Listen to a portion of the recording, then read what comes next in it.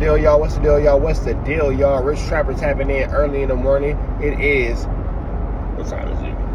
6:59 in the city of Atlanta. It's 3:59 in the city of Los Angeles. We are outside early in the morning on a rainy day. Ooh, about to be an accident? Ooh, ain't finna have an accident. That was finna be ugly. News you can use, good knowledge, you ain't finna get nobody's college, big dog. Tap in with everything we got going on here at CNN, Trap News Network.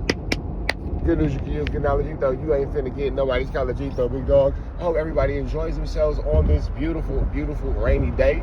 Tap in with that if you ain't tapped in with that, man. Like, comment, subscribe, like, comment, subscribe, like, comment, subscribe.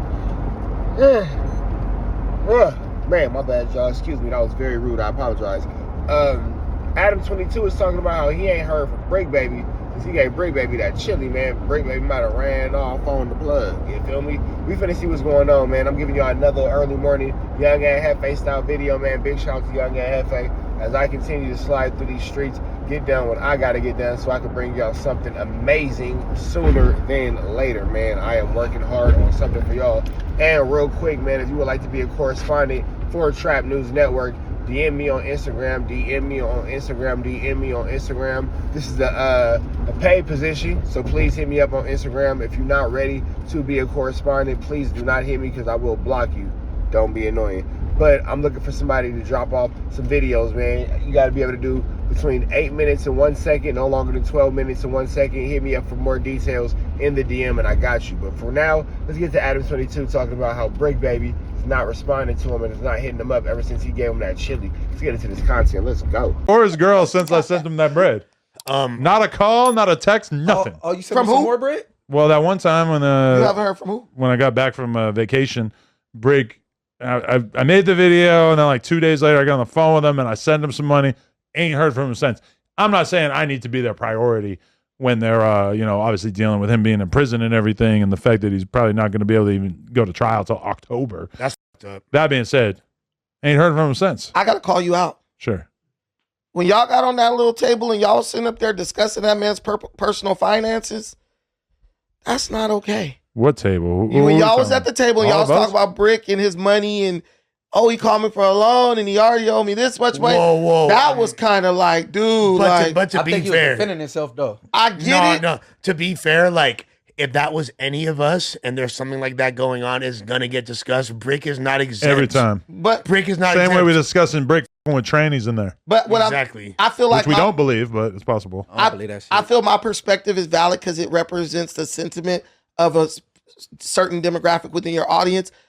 There's just certain rules that I feel men should stick to. Like, we over here talking about a man, and if he's rich, like, bro, balling, okay, but bro is in a rough situation. You know, you in prison. Your family is, struggling. Let's say, is he really a friend? Because y'all friends, I think. We are. Is he a friend to you if you get up there and like add insult to injury? Not injury you caused. I felt insulted at that point because I felt like I had my friendship tested by him basically putting a narrative out there about me that, oh, you ain't got nothing for the homie or whatever, which from my perspective was kind of messed up given that I have let you borrow a lot of money over the years. Now, is your perspective that basically when I employ somebody, if they then go to federal prison for things that have absolutely nothing to do with no jumper, that then I must pay for all of their expenses and keep them rolling in the dough for all of time financially to be able to do so? Well, my perspective is, since you told me this is a business, run it like a business. Who else could go to their damn boss and be like, hey, I need a loan of $10,000? No. I agree. I am overtly nice. Better. So what I'm telling you is you create this situation. It's like when you feed a stray cat. So you're saying that I was wrong for giving him money in the first place, but now that I've started to give him some money besides his salary, that then I also now have to give him whatever he asked for. You were wrong for discussing it. Hold on. You were wrong for discussing it in public forum. Well, yeah, that's what I'm saying. Now you created that monster. Hey, Brendan, he made it a thing first, though. You know what I'm saying? He had brought it up like he ain't got nothing for him, so I guess he felt like he had to. Yeah, obviously, I never would have mentioned. It's on Adam to be the bigger person. You're the boss in this situation. He's the employee. I need to always be the bigger person. I don't want you to be a saint. I want you to set an example. So if someone puts out a narrative there about me as if I'm treating him poorly, which there was a bunch of YouTubers making videos about that already, I can't respond to that. No, because you shouldn't, because you know why? Other people will defend you. Even people have come at me like, Adam is up there using them dudes. I was at a studio with some of Wax homeboys, some older dudes, and they was talking trash about that, laughing at him and stuff. And they was like, Adam be doing this and doing that. And I said, no. Mm-hmm. Adam takes care of these dudes. I said, Adam do more for these dudes than their own homies. Some of their parents would even do or are in a position to do.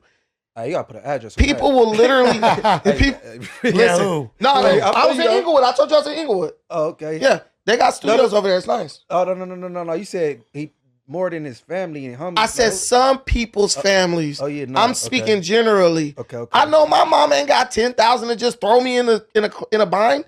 I'm being real right now. And then honestly, Wack started the finance conversation long before he went to jail. Oh, he gave him money and Yeah. Wack put that out there first. Yeah, that situation just. I feel like you don't need people to defend you, Adam. Pretty much everybody already knew about that situation where I bailed him out when he was first starting to work here and stuff. But I just am having a hard time with the logic of you should have never given him money in the first place. But then once you give him money, you're no longer allowed to. You now have to keep giving him money. But then also, if there's people, if he created a narrative in which I wasn't giving him enough money, that I'm not allowed to speak out and defend myself. Now, is it kind of ugly to like name the exact dollar amounts? Sure, maybe, just because, you know, that's kind of stuff where it's like, then everybody knows, oh, Bricc had to borrow $7,000 or whatever. Like they know like the dollar amount that he didn't have at that point, which I don't know if he like actually didn't have that money, but like, you know, he needed to borrow that money. I guess that tells you something about his finances, and it's kind of ugly to talk about people's finances. That being said, if you put an attack out there, which granted it was a vague attack, but if you put out a narrative out there about me, I feel like it's very much within the realm of reasonable conversation to say, I let you borrow exactly this amount, and this amount, and that's why I feel like you getting on my case or putting out narratives about me saying that I'm not doing enough for you is kind of fucked up. I don't think the truth can ever be that wrong to put out there into the world. Wack always says the truth can never be disrespect. That I disagree with. But I do think that as a general strategy, putting the truth out there is usually not that bad. It might not always be the best strategy, but it's also not really a bad strategy, because now the whole world knows, anybody who cares about it knows exactly how much money I gave him. And, you know, I've been completely transparent about that. That's probably better than people not knowing. People might think, oh, he's asking Adam for $20,000 or $40,000 or something like that. All right, y'all, we back, man. It was real tricky, but a lot of great points was made, man. Brandon made an amazing point when he said, ultimately, it is on Adam to be the bigger person. You're the boss. When the boss wins, we win. When the boss loses, you lose. That is the benefit and the downfall and the up and the down of being the boss. Brandon's making a lot of good points. Was it necessary for you to put Bricc Baby on out like that? No, it wasn't necessary. You had to put the visions out like that. You had to put you didn't have to humiliate him like that. But Adam made another point that shows you who Adam is. Well, if somebody talks about me, I feel like I should be able to defend myself. Somebody talks about me, well, I should be able to. Why? Well, how come I can't? Well, they can. Well, how come I can't? It's never a matter of I shouldn't do this. With Adam, it's if he's a very tit for tat person. If you want to go tit, he's willing to go for tat. Straight up. And, oh, he shouldn't be like that, but he is. So we're not going to keep talking about what people should have, could have, would have did, or who people should have, could have, would have be, and all that kind of stuff. He's tit for tat. If you go tit, he's going for tat. If you go back, he's going forth. That's it. He made it clear. Bricc said something about me I ain't like. No, I didn't. You know, I shouldn't have went maybe as far as I went. I shouldn't have went as hard as I went. But he said something about me I ain't like. I defended myself, and that's that. And anytime you didn't just say anything about me I don't like, I'm going to defend myself. And that's the point that Adam wants you to know. If you expect anything less out of Adam, that is your fault. Because he's constantly making it very abundantly clear, this is what I'm about. I don't got no loyalty to nobody but me, my girl, and my kid. That's it. And I think it might come, honestly, I think the only thing that Adam might put above himself is his daughter and his girl. That's it. But as a man, what else should you put above yourself besides your family? You feel me? So there's that too. So, you know, whatever. But I do appreciate the fact that Brandon's making this amazing point. Brandon's kind of like pushing the line of holding Adam accountable for flu, flammery, skullduggery, and larceny. So we might be able to see a change in dynamics in no jumper, but not at this junction, maybe at a later junction. We'll continue to see, man. Let's see what else is going on over here. $100 and Adam won't give him $100, which all of these numbers color the situation very differently. You know, there's a lot of different, like if everybody was like, if everybody thought, oh, Bricc is asking for $100,000 for a lawyer and Adam won't give it to him, and I said, no, I can't give you $100,000. I think everybody out there would understand that. They'd be like, that is an egregious amount to ask for. Even if you said, I'm not giving you $7,000 or $5,000, because everyone understands that this is his job. Right. This ain't like just we homies up here hanging out. That man called you. I promise you, he didn't call nobody before he called you, because he knew you were the only person who was going to be willing to give that to him. I don't know if that's true, because number one, people like 21 Savage apparently gave him money for when he got home from the last time. He does have a lot of different connections. I'm all telling over the you place. right I know now. people with money. I'm for telling real. you And right now. they didn't ask me for any money until like a month after he got arrested. So I don't think that there's any way that he wasn't also talking to other people. Yeah, about, because a month later, No, for bills sure. and shit are due. Right. But what I'm saying is, I'm telling you, you were the first and last person I do call. But there's two I things. bet my life. But there's two variables that need to be looked at. I think the reason why he felt like entitled to that, despite the fact he's not working, is because he's seeing a bunch of his name and the way it's being monetized. He's seeing Flacco dropping a gang of content on him, making money. He's seeing No Jumper, which granted, you know, he is a part of No Jumper, you know, potentially capitalizing off of his name. So he's like, hey, that's why he spoke up. You feel me? I don't like that narrative, bro. That's why that broad talking about some she paying everybody bills.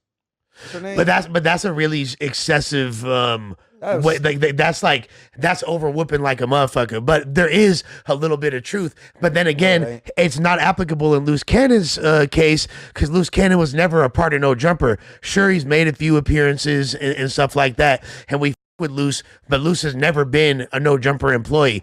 Bricc sat down next to the two of us for a year and a half straight. So, you know, it's a little bit different. On top of that, like Loose can't ask me for shit. No offense. I fuck with you, Loose, but like I don't really know you like that. You came on the podcast 3 times. I feel the same way about the Loose thing as I felt about the Famous Richard thing. Like Famous Richard was on the podcast just as many times as Loose, and it's like I just don't like I don't know you to the extent where I feel like I need to get involved and pay your legal bills. Adam, you're an enabler. That is probably true, That's yeah. basically. I'm gonna just. Definitely some truth to that. We gonna sit down like real like adults. You're a damn enabler. and the other thing, you enable these dudes, and then they can't get it right because they got you to back them up and rescue them, and then they call you out. And You're like, generalizing it, but the truth is that nobody has ever borrowed money from me besides Bricc. Like AD never asked me to borrow money. T-Rail never asked me to borrow money.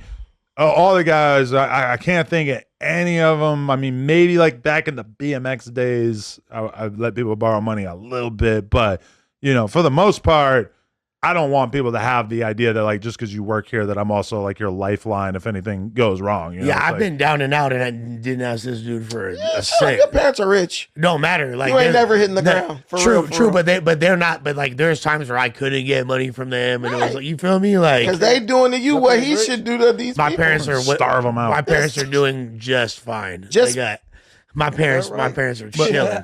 There's a guy who owns They're like bicking back. There's a guy who owns a big BMX company that at a certain point told me, like, at a certain point, the dudes that are on your team or whatever will ask you to borrow some money, and you could just let them borrow money, but then that basically like clears you of having to do it in the future, you know? And so you want to limit it. You want to like try to make it so that it isn't, you know, a consistent thing that's happening. But if there's a situation in which a person's really going through something kind of disastrous and you need to let them borrow a couple grand, it's like, it's probably easier to just do it and then use that as the reason why you can't do it anymore in the future, rather than to just let that person know like, hey, I'm just being cold hearted to you and I'm not going to be able to help you out in this situation. But you had already done it. Has he paid you back the money he borrowed from you before? No. And Okay, I mean, at this point, once you catch a Fed case, I really feel like, okay. Yeah, You're good. and to keep and to just like, because for full transparency, I spoke to Bricc a few days ago. Man, that's a huge financial obligation that his lawyer wants from him, and it's a very, very, very expensive thing he's going through. Why are you saying that like I'm supposed to care about that? Like you play stupid games, you win stupid prizes. That's not the point. I have no issue with Bricc Baby. What I'm saying is, damn, bro, you get the guy, you're loaning him money. I just gave the perfect analogy. It's like feeding a stray cat and then complaining because it's showing up on your doorstep. The whole point is, if these guys been around this long and they haven't been able to pick up enough game from you to be able to have their own stuff popping to where they got some hundreds of thousands in the bank, it's not your job to loan him money, and it's unbecoming of him and you for you to talk about him online, but for him as a man to be in a position where he can't pay his own bills. Now, a lot of good points was made.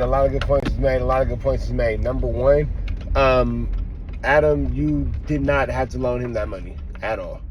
I understand why you feel like now maybe in hindsight you shouldn't have loaned him the money, but you were on the high and you got finessed because Bricc Baby's a finesser, so what he does. And you was too busy trying to be down, trying to be cool with the Crips. And you got flu flammed. You know what I'm saying? That's that. To put the number out crazy. To, well, AD, well, T-Real, well, none of them dudes ever borrow money. That's that. I just thought about something. Mr. Smoker Joe, Mr. Glassman, the white guy, and I think that it's hard to say the N-word. He is sitting next to him. Well, I've never asked. Imagine being a white T-male. I believe your parents come from the specific religion that, that's the one that Kanye going against, those group of people. I think that you come from that background. You're a Yistel head, you're a white T-male, and you think it's okay to say the N-word. And you get passed out, skunk as a drunk, and lay in your own upchuck on the no jumper floor. Crazy how you fumbled that bag, but there's that. So of course he's never had to ask Adam for money. Your parents are loaded, so there's that, and they'll never let you actually do real bad. You feel me? So there's that. I can understand the stray cat theory. You give a stray cat something to eat, and you mad when it come back every day to eat because it found an easy meal. It was out here thugging and scrapping and saving and clawing for survival, and it found an easy meal. Now, does Adam have the right to no longer provide anything to somebody after he's already helped once? Definitely. That's his prerogative. That's definitely his choices in life. You feel me? So I can see all sides. But with that all being said, man, make sure y'all hit that like, comment, subscribe button for more of this good content. We'll be better to the next one. Be better today than what you were yesterday. Be even better tomorrow. But today, be at your best. Red dots to the left. You know the rest. And it's free Avenue Angel Tweets free. We gone.